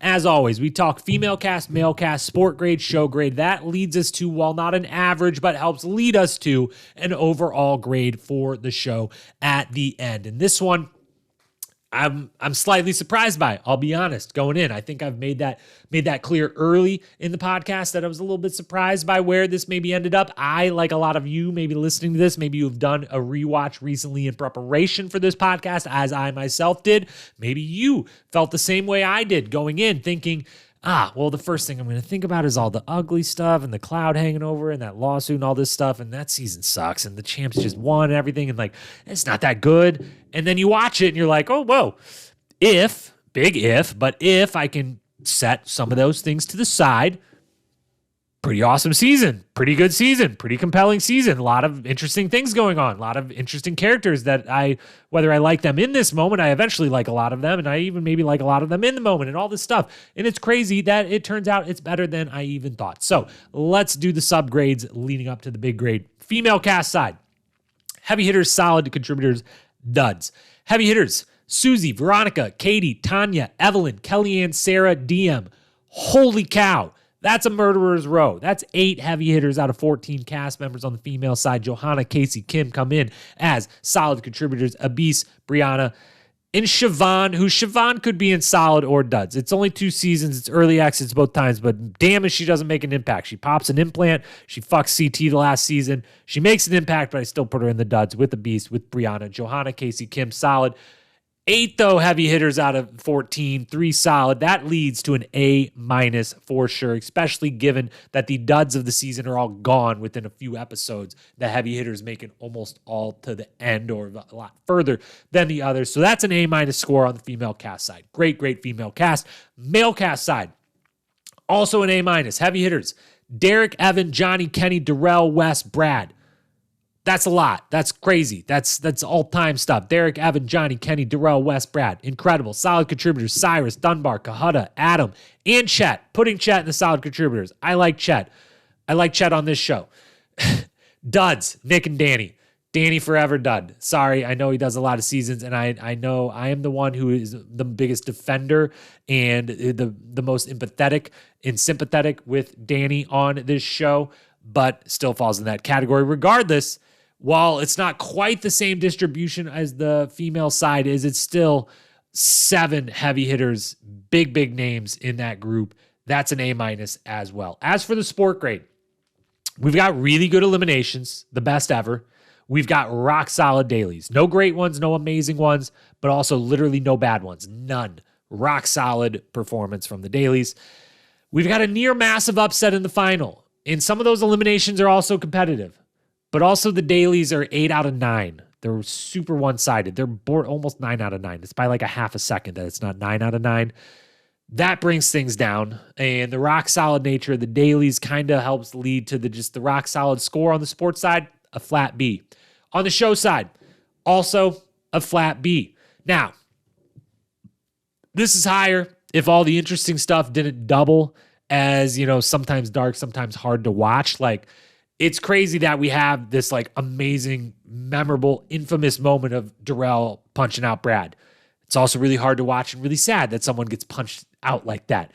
It's really horrible and hard to watch Siobhan pop an implant. It's also super memorable in one of the craziest, most iconic moments in challenge history. So there's kind of a double-edged sword to a lot of the stuff. Same thing, with the whole West storyline. It's all amazing, but it's also like, oh, this is a bummer. They're all like hating on each other and, tormenting each other.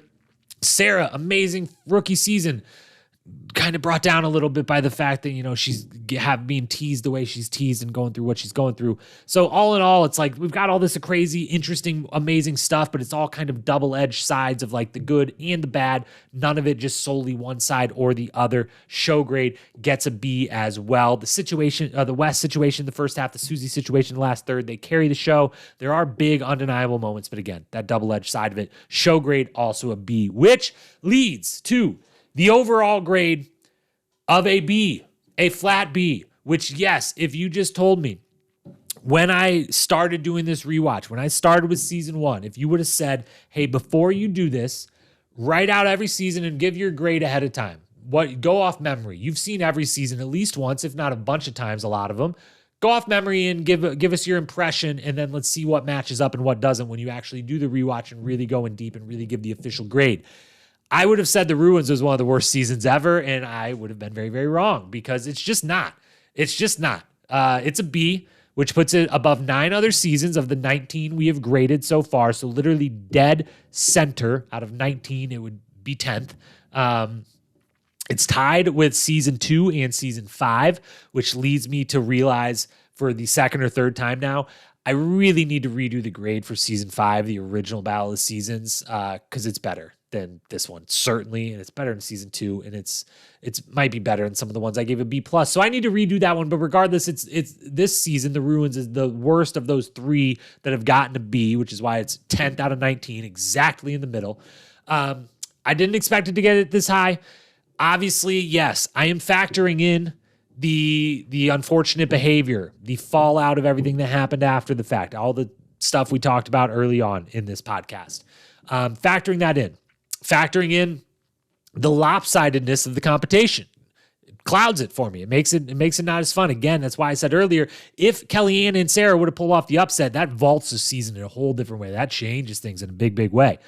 But even with the lack of competition at times, basically in the overall, and that cloud of shitty stuff that hangs over the season, there is a version of this season that honestly could have got into the A range. Like this season has a lot of great stuff. It has these super memorable moments. It has a bunch of big characters in the middle of arcs that are super important to the history of this show. It has a lot of history being made, whether it be format or people winning for a certain amount of times or confessionals or whatever.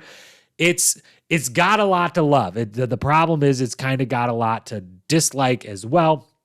And that is why it's just kind of the definitive B for me. And it makes a really good kind of benchmark for other seasons, whether going backwards or forwards, to relook at old grades or moving forward with grades in the future of like, this is the one that it's the good with the bad. It's the great with the horrible.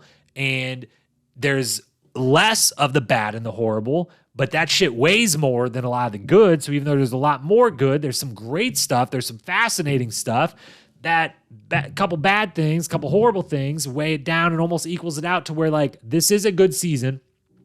Part of me, by my old school definition of, does it move the season forward? Does it keep the momentum going? Does it not do anything at all? Does it move it backwards? This season, in a weird way, as much and as shitty as some of the things that came out of it were, because those things finally hit the boiling point, because we finally reached the point of no return of like, you're dealing with this or the show's going to end, this almost does move the show forward because they finally do start to actually realize, shit, this just got super serious. This just went way past where we wanted it to go. And now we actually have to do something. We have to look in the mirror and we have to make some changes. And whether they do it immediately or not, they do eventually do it all. Slowly but surely, and they do. And so in a way, that's moving the franchise forward. And when you remove that stuff, just the format of the show and building these new crop of characters and reputations in the show and stars, whether it be Bananas, whether it be Derek continuing his run, whether it be Sarah now coming up, whether it be Evelyn having another chapter, Kellyanne, Wes, certainly. It matters a lot. Darrell, Brad. There's just so many big names. So it's such a good cast, so much good. Even if the couple bad weighs very heavy on the scales, it basically just stops this from coming anywhere near the A range. It keeps it solidly in the B range. And this is right in the middle of challenge lore. It's dead in the middle. There's a lot to discuss. We've discussed it all, but we give it a B. That's where it's placed for now. Right dead center, 10 out of 19. On all the ones we've talked about. And with that, we've covered it all. I know this one was a little longer than a lot of these solo rewatches are, but I hope you understand that obviously that comes mostly with having to do a big, long segment up top about the things that had to be discussed with this season. But that's The Ruins. I'm glad I did it. I hope you've rewatched it. Oh, one final thing I totally forgot to say. There's something with this season and the season prior, a tip for you, if you will. Very important. Those still listening, you'll be happy you are. This season has one episode that you cannot watch on Paramount Plus. The prior season, The Duel 2, also has an episode you cannot watch on Paramount Plus. The Duel 2, it is episode number 1. The Ruins, it's episode number 4. And I believe, is that episode number 4? Yeah. It's where things go south with Tanya. If you want to watch them, there is a way. There's a perfectly legal way, legal loophole that exists out there. On the dual side of things, Duel 2, if you want to watch episode 1, you can purchase it on iTunes and it will play it for you. It's $3. You got to buy it on iTunes. There's no other way to do it, but it is available to buy on that single platform, specifically like iTunes. Not like, don't go to the more modern Apple app on your iPhone. If you've got a new iPhone, like go on your desktop, download iTunes and buy it on iTunes, and you watch episode 1 of the Duel 2. On this season, episode 4, again, I believe it is one of the episodes you cannot watch, but there is a loophole. Don't go buy this one on iTunes. It doesn't work. I went and bought it on iTunes, and then it wouldn't play it for me. It was like, we can't play that. We'll play you episode 10 instead. And I was like, that's not what I just paid $3 for, but I digress. I then went and looked on Amazon. And on Amazon, The Ruins is there. It's available. You can buy the season. You can buy individual episodes. If you buy the season, it will not play episode 4 for you. If you try to buy episode 4 as an individual episode, you cannot. There's no button to watch it, to buy it, to anything. There is, however, a button that says Watch Party. On Amazon, they have a thing. Netflix does it too, I believe now, but there's a button called Watch Party. If you and some friends want to watch the same thing at the same time, it's basically like joining a Zoom call where you're all watching the same thing. And you can click Watch Party, and then you can add friends to it. You can all say, hey, we're here, we're in the room, and then you watch it together, and there's a chat room on the side. It's the whole thing. For some reason, while you can't buy the episode, watch the episode independently, if you click Watch Party on episode 4 of The Ruins, it will play it for you. It will pop it up. It will say, you've created a watch party. Do you want to invite anyone? You click no, or you do, I don't know, invite some friends, sure. And then it's a weird thing to watch as a group, but whatever, do you. And then you just click no, I don't want to invite anyone, click play, and it starts it, and it lets you watch it. So that's a little tip. Realized, I know it's been frustrating, the episodes that aren't available to the public. Everyone, always wanted to find that person with the link or whatever they can get. But these ones, you can buy episode 1, Duel 2 on iTunes for $3 and watch it. You can do a watch party specifically on Amazon and watch episode 4 of The Ruins. So tip for you there. Glad I remembered that at the very last second, because now this podcast is over. Thank you so much for being here. Watch Ride or Dies episode 0 tonight. It's a real episode.